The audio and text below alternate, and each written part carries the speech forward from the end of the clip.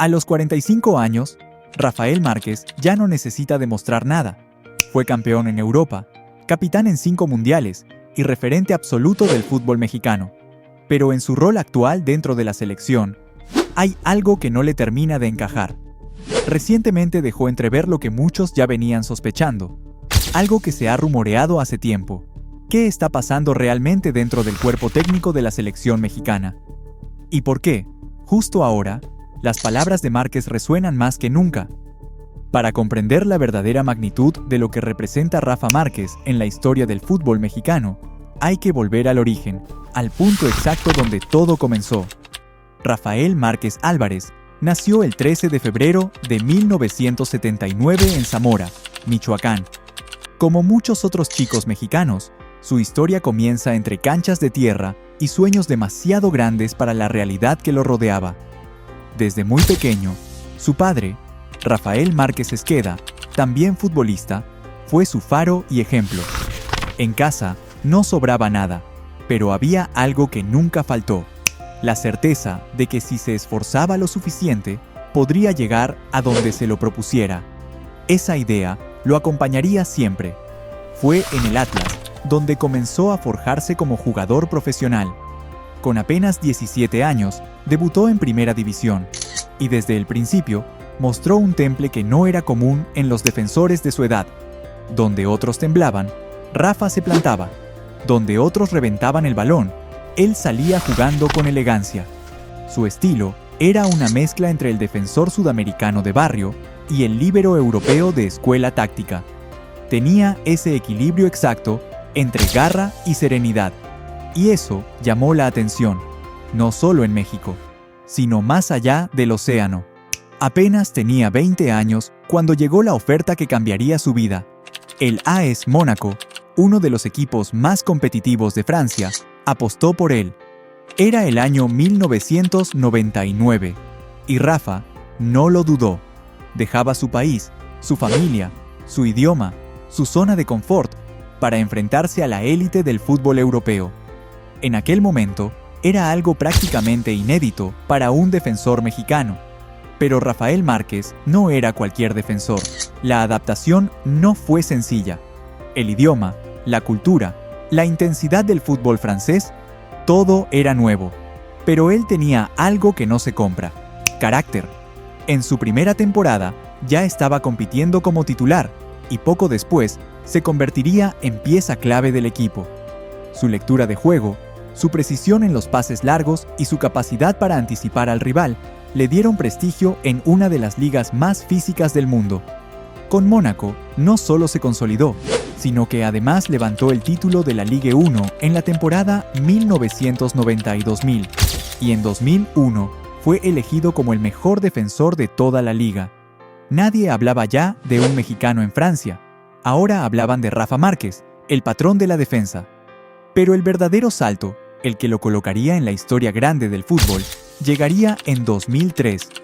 El Fútbol Club Barcelona, uno de los clubes más importantes del planeta, lo fichaba por 5 millones de euros. Era el primer mexicano en vestir esa camiseta en tiempos modernos, y muchos dudaban: un latinoamericano para la defensa de un club que exigía perfección, un zaguero desconocido para compartir vestuario con Ronaldinho, Xavi, Puyol y compañía. Rafa respondió como siempre, con clase. Desde su llegada, Márquez entendió lo que significaba el Barça. No solo era un equipo, era una forma de jugar, una ideología, una exigencia diaria, un mundo que no perdona errores, pero también supo algo más: que tenía todo para encajar ahí, que su estilo, su inteligencia táctica y su perfil técnico eran exactamente lo que el equipo necesitaba. Y así fue. Formó una de las líneas defensivas más sólidas del continente junto a Carles Puyol, con quien tejió una dupla tan distinta como complementaria, donde uno ponía músculo, el otro ponía mente. Donde uno embestía, el otro pensaba. Juntos fueron el muro del Barcelona durante años. No pasó mucho tiempo antes de que los títulos empezaran a llegar. En la temporada 2004-2005, el Barça se coronó campeón de la Liga, con Márquez siendo un pilar del equipo. Repetirían la hazaña en 2005-2006. pero lo mejor estaba por venir.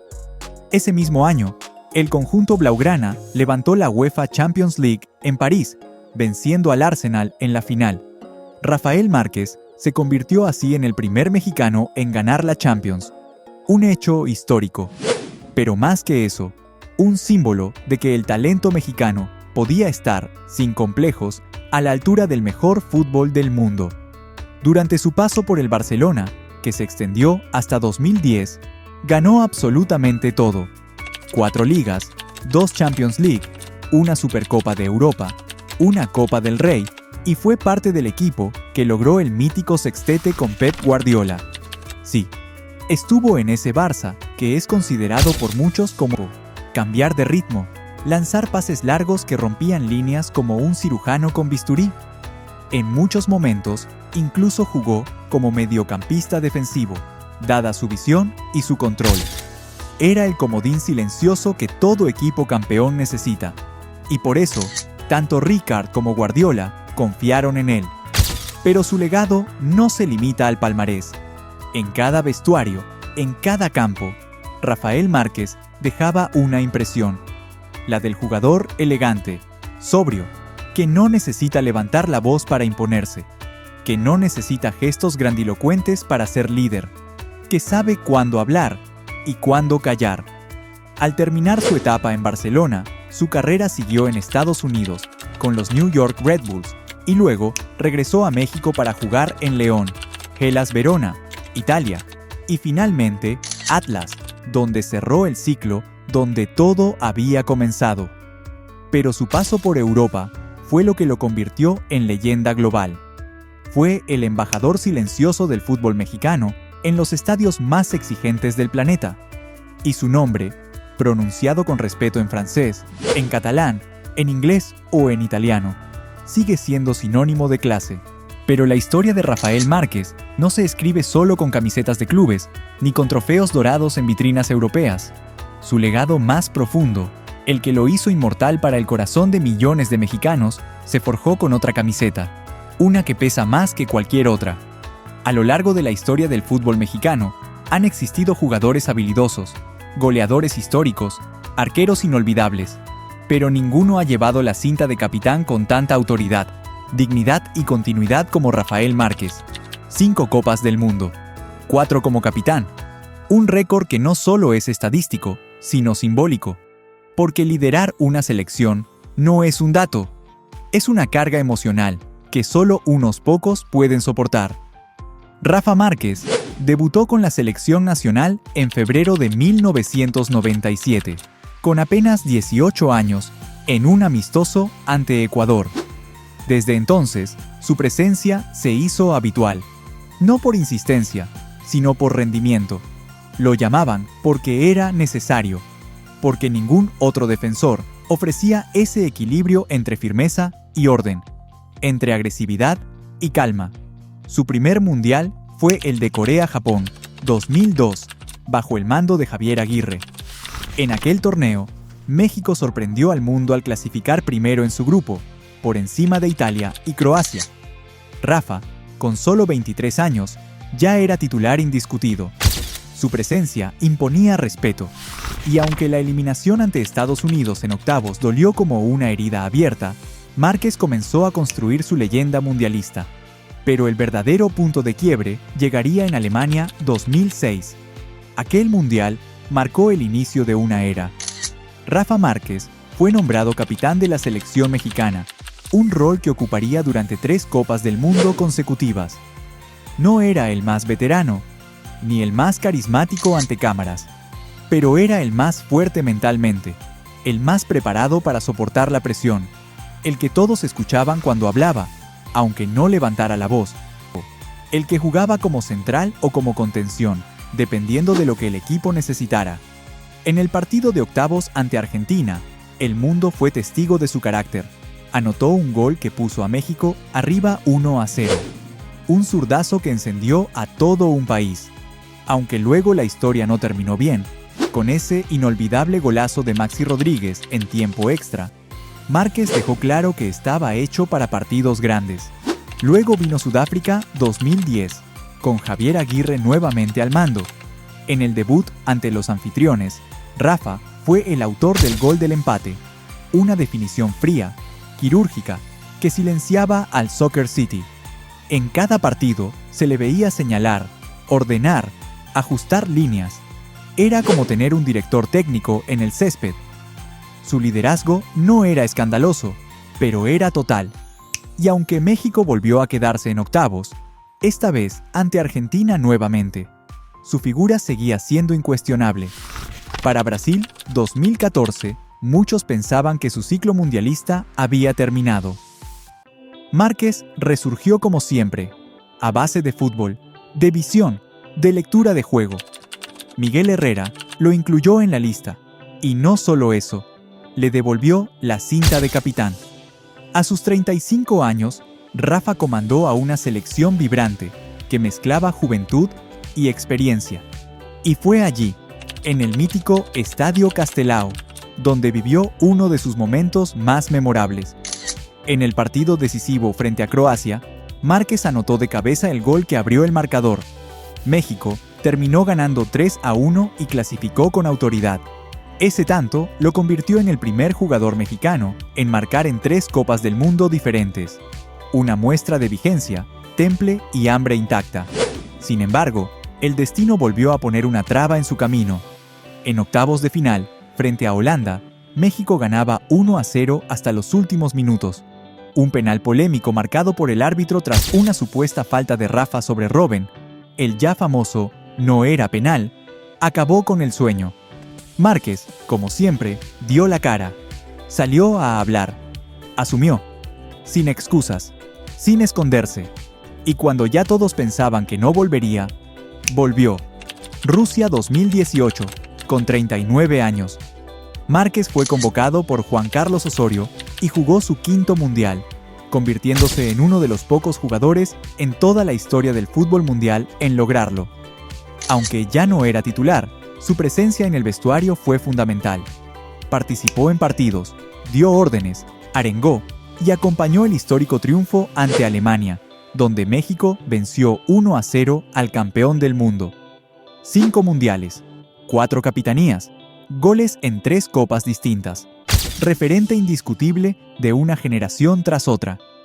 Pero más allá de los números, su impacto fue espiritual.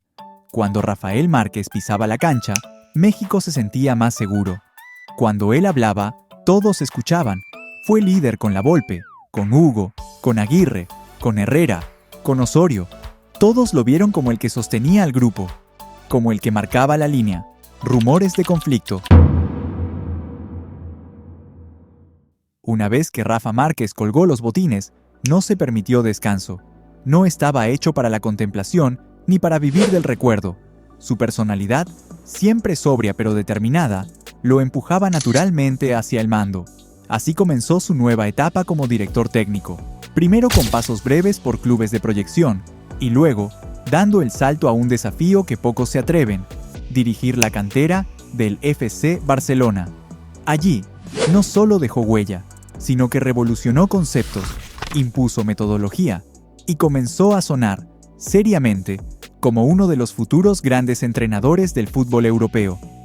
Hasta que en 2024, Javier Aguirre asumió la dirección técnica de la selección mexicana y tomó una decisión que sorprendió a todos. Llamó a Rafa para que fuera su segundo entrenador. Márquez, leal a la camiseta y convencido de su deber, dejó todo en Barcelona y volvió a casa. Pero a veces, ni la experiencia ni el pasado compartido garantizan armonía, y en el silencio de ese reencuentro, algo no termina de encajar.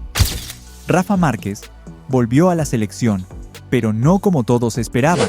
Esta vez, no traía la cinta de capitán en el brazo ni los botines en la mochila. Volvía de traje, con la mirada fría del que ya entendió el fútbol desde otro lugar. Dejó atrás la comodidad, la proyección y el respeto que había construido en la cantera del Barcelona, para ponerse al servicio de algo que siempre fue más fuerte que cualquier otra cosa, la selección nacional. Porque cuando el país lo llama, Rafa siempre responde. Así fue toda su vida.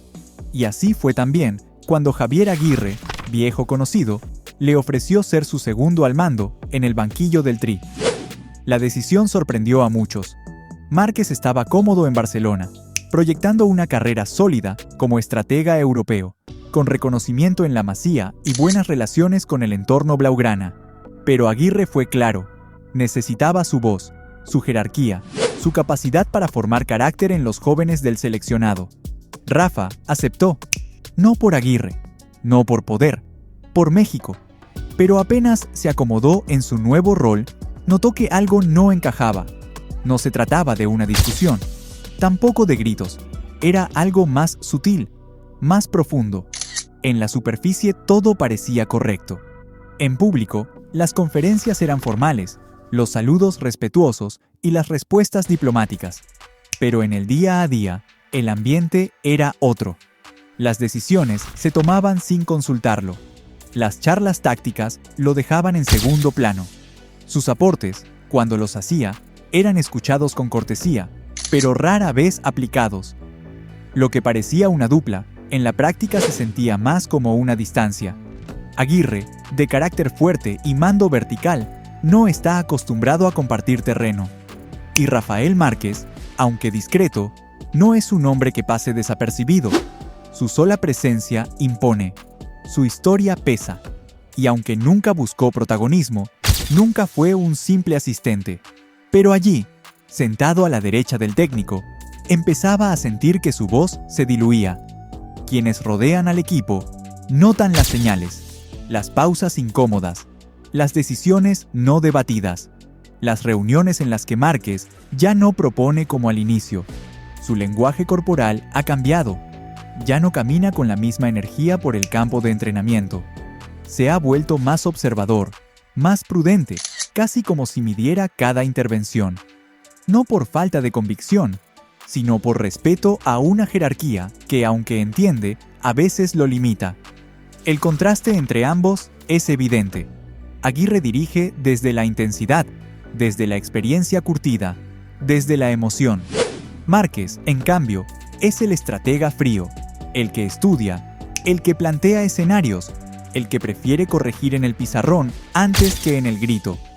Es una diferencia de estilos, pero también de tiempos. Aguirre representa el pasado glorioso de la dirección técnica mexicana. Márquez, su posible futuro. Algunos dentro del cuerpo técnico aseguran que Aguirre lo ve más como una presencia incómoda que como un aliado, que su autoridad se resiente cuando la atención se desvía hacia el hombre que fue capitán durante 4 mundiales. Porque aunque Rafa nunca lo diga, los jugadores lo escuchan diferente. Cuando habla, las cabezas giran. Cuando da una indicación, nadie la pasa por alto.